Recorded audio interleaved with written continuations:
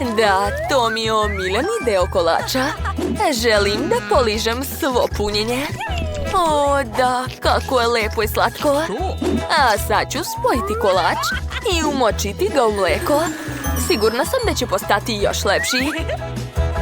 O, da, znala sam. To je nevjerovatno. Mnogo mi se sviđa.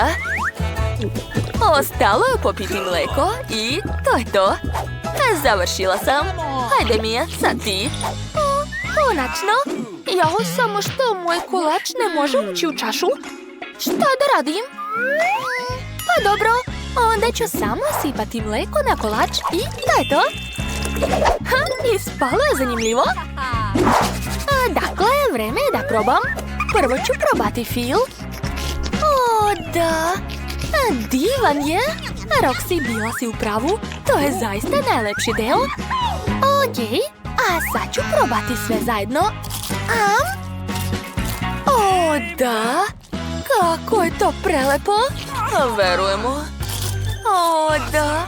Oduševljena sam. Ne mogu da se zaustavim. Grickat ću kolač u krug. Tako će biti brže i zanimljivije. Ovo je definitivno najveći kolač koji sam jela u svom životu. Hajde, ostavi.